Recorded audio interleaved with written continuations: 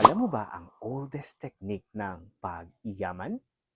2 Corinthians verses 9 and 10 teaches us that you should be disciplined enough to set portions for every blessing na natatanggap mo.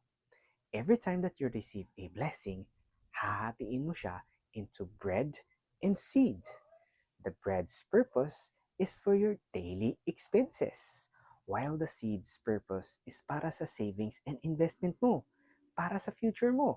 Because when the seed starts to bear its fruits, forever mo itong pakikinabangan kahit hindi ka pa magtrabaho.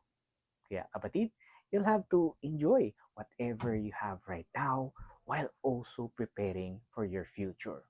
Bread and seed. See you on my next video.